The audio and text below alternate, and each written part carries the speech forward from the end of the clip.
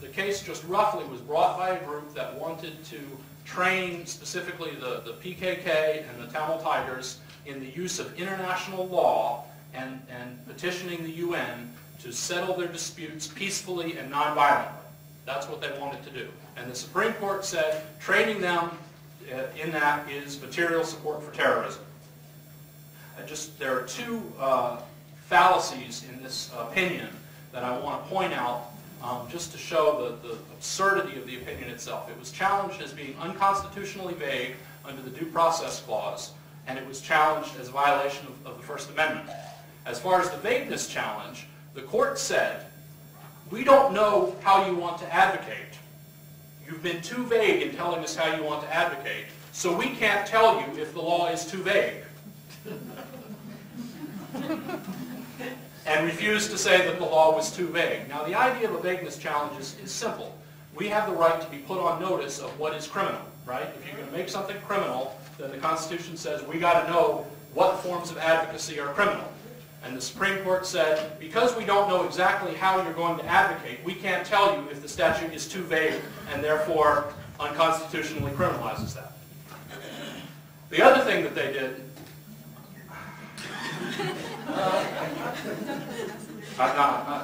the other challenge was under the First Amendment, and the problem with their analysis there was that they separated the freedom of association from the freedom of speech. Throughout the history of the interpretation of the First Amendment, the right to associate and the right to speak have been held as united. These rights have very little meaning if not together. And the court said you can do one or the other, but not both. Following the interpretation of the Smith Act, they said it is legal to be a member of a foreign terrorist organization, even in the United States. Or it is legal to advocate. But it is not legal, according to them, to advocate in coordination with the foreign terrorist organization. So you can have your right to assembly, or you can have your right to speak, but you can't have both. How it's been applied, and this is very important. The name of the case is Holder versus Humanitarian Law Project. Eric Holder, prior to his appointment with the administration, represented Chiquita Banana. Chiquita Banana gave not just advocacy, but guns and money to the AUC, which is a right-wing paramilitary organization in Colombia that is on the Foreign Terrorist Organization list. Holder himself negotiated the plea with the Justice Department, and not one executive or anyone tied to Chiquita Banana ever did a day in jail. Right? Since then, since this has been handed down, Mukasey, Giuliani, all sorts of members of the right wing have met with another foreign terrorist organization, the MEK, which is an Iranian group, and have advocated on their behalf, right, in consultation with them, right? And they haven't received the first subpoena, obviously. So my point, and I am done, is that we're not going to win this through any kind of legal analysis. The courts, the legislature, the Department of Justice are responsive to political attacks, right? And only by organizing, only by building this movement do we have any hope to escape from this repression. Thank you.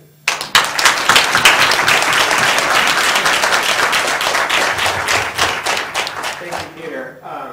And sorry to cut you short, but folks are going to be around after these panels. Please approach the speakers and continue these discussions, because obviously we're not going to end discussion here. Our next speaker is Maureen Murphy from Chicago, and she's an organizer with the Palestine Solidarity Group in Chicago and the Committee Against Political Repression. And she's also the managing editor of the Electronic Intifada, a well-known online journal covering Palestine.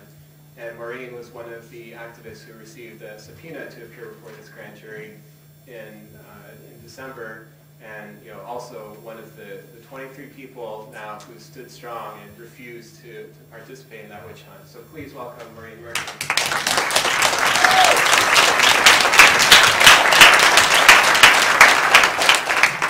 Thank you, everybody, for that very warm welcome, and I really want to thank everybody who organized to make this day possible. And I also want to take this opportunity to speak a little bit about the grand jury's history as a means of political repression, and to put this invasive investigation against the 23 of us facing the grand jury into the context of the wider backlash against the Palestine Solidarity Movement. As everyone knows, we 23 are certainly not the first group of activists who have been subjected to a grand jury investigation. A grand jury, no longer in use anywhere outside of the United States, is an investigative tool that allows the government to compel citizens to testify even if they are not suspected of any crime. A grand jury is essentially a secret court and a means of suspending a person's Fifth Amendment right not to self-incriminate. When someone is summoned to appear before a grand jury, as previous speakers have already mentioned, they are not allowed to have a lawyer or a witness present. There is no official transcript or recording of the proceeding. There's not even a judge present. And the jury is handpicked by the government prosecutors. The point of convening a grand jury is to get an indictment. And the famous adage goes that any competent government prosecutor can indict a ham sandwich. That was actually said by a New York prosecutor. And because this grand jury in Chicago has been convened to indict leaders of our movement so the government can put them on trial and possibly in prison, none of us have cooperated with this undemocratic means of repressing our just movements, even though it means we risk being put in jail for refusing to testify. So just to give some historical perspective about the use of the grand jury in this country, the U.S. government has historically abused the grand jury to intern activists from the slavery abolitionist movement during the pre-Civil War era, African-American community leaders during the Reconstruction period, labor activists organizing for an 8-hour workday, union and left-wing organizers during the McCarthy era, civil rights workers, activists in the movements against the war in Vietnam, Puerto Rico independence advocates, as well as activists in the Black Liberation Movement, the American Indian Movement, and animal rights and environmental movements. The bottom line is that a grand jury is a tool that the United States government uses to unjustly and invasively investigate political movements and is a means of disrupting movements, gathering intelligence on social movements opposed to U.S. policy, and to detain activists without charge. We have seen how the grand jury has been used to detain Palestinian community leaders in the United States. Dr. Abdul Halim Ashkar, a former business school professor, is currently serving an unprecedented 135-month or 11-year prison sentence for criminal contempt of court for refusing to testify before a grand jury about the activities of Palestinian activists in the United States as well as in Palestine. Though he and his co-defendant, Mohammed Salah, a grocer from the city of Chicago, a Palestinian American, were acquitted by a jury of Americans of all terrorism and conspiracy-related charges after a lengthy trial that upended their families' lives, Dr. Ashkar is in federal prison for refusing to testify, and Mr. Salah has served out his sentence for obstruction of justice. I also want to point out or put this investigation of the 23 of us into perspective about the U.S. government's long attempts to criminalize Palestine support work in this country. This repression began with the wave of Palestinian immigrants to the United States following the Israeli military occupation of the West Bank and Gaza Strip in 1967. Immigration laws were the primary tools the United States government used to kick out of the country Palestinians organizing and advocating for an end to U.S. military aid to Israel. The most famous example of this is the case of the LA-8, which were 7 Palestinians and a Kenyan, all of them immigrants, who were subjected to 20 years of deportation proceedings because they passed out literature, pamphlets, calling for an end to U.S. military aid to Israel and for advocating for Palestinian national liberation. More recently, the material support laws have been used to politically persecute Palestinian community leaders, including Mr. Salah and Dr. Ashkar, who I have previously mentioned. These laws were used after September 11th to shut down the largest Muslim charity in the United States, the Holy Land Foundation, and put 5 community leaders involved with that organization on trial. And those activists are currently serving out lengthy prison sentences up to 65 years for their work to provide humanitarian aid towards Palestinians who are living under the brutal thumb of military occupation funded by our tax money. Dr. Sami al-Arian, a well-known Palestinian leader in the United States who is currently under house arrest, was subjected to these laws as well.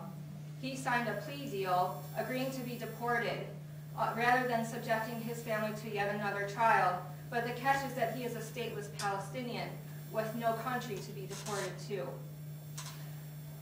The criminalization of solidarity with Palestine and the repression of dissent with the case, or we see the criminalization and the attempts to criminalize our movement with the case against 11 Muslim Student Union activists in California who have been subpoenaed to appear before a grand jury because they disrupted the Israeli ambassador's speech when he came to their campus.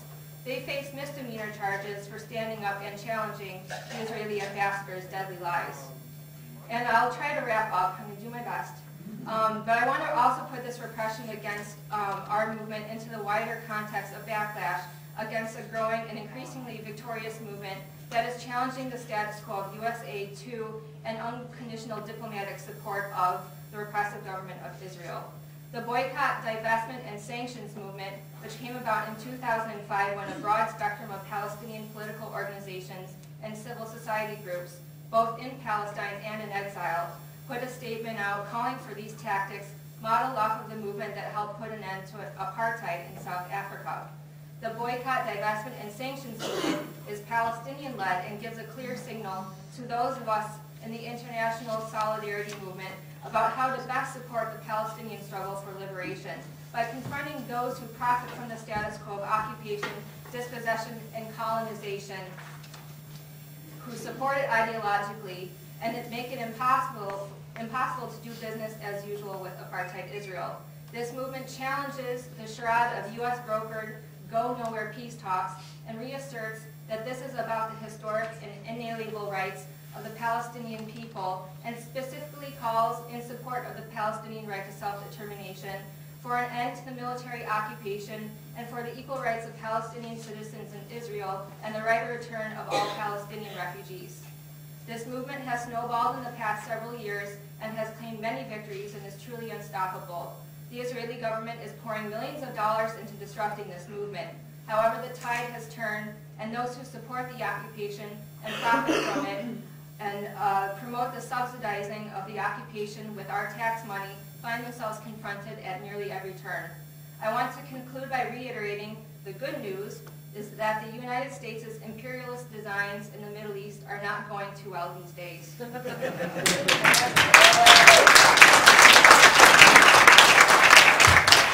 Arab peoples are rising up and shaking off the chains of repression in countries whose regimes are supported by the United States but not by the people. The people of Iraq and Afghanistan have always rejected and resisted the occupations and wars there. The puppet Palestinian Authority has been exposed once and for all as the U.S.-trained policing arm of the Israeli occupation. And while the increasingly desperate and defeated U.S. government will not simply step aside and allow for people's liberation, we